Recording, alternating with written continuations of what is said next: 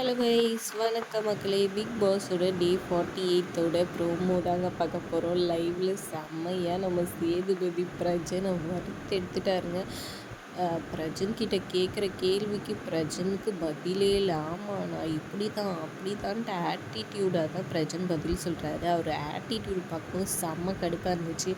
அவர் ஒரு bad example மாதிரி தான் தோணுச்சு. ஒரு ஹோஸ்ட்டுக்கிட்ட எப்படி நடந்துக்கணுன்றது கூட தெரியாமல் ரொம்ப வந்துட்டு மோசமாக ஃப்ரெண்டுன்ற அட்வான்டேஜோடு வந்துட்டு ஆட்டிடியூடாக பேசிக்கிட்டு அப்படியே முறைச்சிக்கிட்டு நின்றுட்டு இருந்த மாதிரி தான் இருந்தார். கிட்டத்தட்ட அவர் சொன்னதெல்லாம் சொன்ன உடனே அப்படியே மூஞ்சி போன போக்க பார்க்கணும் பாருங்கள். அவர் சொல்கிறதுக்கு எல்லாத்துக்கும் வந்துட்டு ஒரு இது சொல்லிகிட்டே இருக்கிறாரு. அதுக்கப்புறம் முடிஞ்சுட்டு செம காண்டாகி நம்ம சேது வந்துட்டு கோட்டெல்லாம் கழட்டிட்டு கடுப்பாகி, போதும் சார் நான் பேச முடியாது, உங்கள் வார்த்தையை பிரயோகப்படுத்துறதுல கொஞ்சம் கண்ட்ரோல் பண்ணுங்கன்னு சொல்லிட்டு கோட்டை கழட்டி இது பண்ணிக்கிட்டு நாளைக்கு வரேன் அப்படின்னு சொல்லிட்டு ப்ராப்பராக கூட முடிக்காமல் செம காண்டோடு சேதுபதியும் ஒரு பக்கம் போயிட்டாரு. அப்புறம் அப்படியே ப்ரெசன்ட் சீன் போட்டு யாரும் கிட்ட வராதன்னு கம்ருதீன்கிட்ட எல்லாம் சொல்லி பில்டப் பண்ணிக்கிட்டு நம்ம ஆள் வந்துட்டு போயிட்டுருக்காரு. இன்னொரு பக்கம் சாண்ட்ரா அழுது அப்படியே சீன் போட்டுட்ருக்காங்க. நம்ம எதுக்காக வந்திருக்குன்னு கொஞ்சம் யோசிச்சு பாரு, நம்ம குழந்தைங்கள்லாம் பார்த்துட்ருப்பாங்கன்னு சொல்கிறாங்க. ஏம்மா நீ பேசும்போது உருண்டை இது அது நல்லா சொல்லும் போதெல்லாம் உங்கள் குழந்தைங்க பார்க்காதாம்மா அப்படின்ற மாதிரி தான் இருந்துச்சு சாண்ட்ரா பேசும்போது.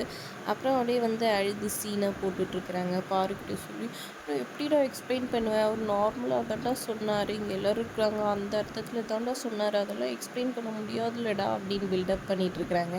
புருஷனும் பொண்டாட்டியும் பேசுகிறதெல்லாம் பேசிட்டு இங்கே வந்து ஒப்பாரி வச்சு நடிக்கிறீங்களான்ற மாதிரி தான் இருந்துச்சு.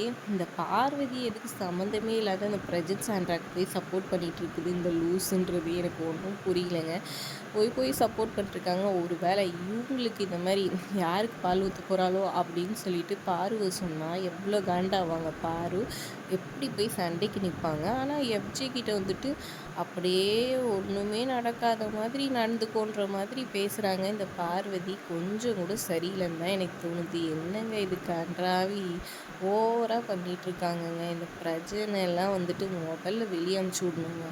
ஏதாச்சும் கொஞ்சம் நல்ல பேரோடு அடுத்தது கெரியரில் க்ரோத் ஆகணும்னு பார்க்குறத விட்டு இந்த மாதிரியெல்லாம் பண்ணிக்கிட்டு இருந்தால் கெரியர் க்ரோத் இல்லை, எதுலேயும் க்ரோத் ஆக முடியாது அவர். அப்படி தாங்க எனக்கு தோணுச்சு. நீங்கள் என்ன நினைக்கிறீங்கன்றதை மறக்காமல் கமெண்ட் பண்ணுங்கள். வீடியோ பிடிச்சிருந்தா லைக் பண்ணிக்கோங்க.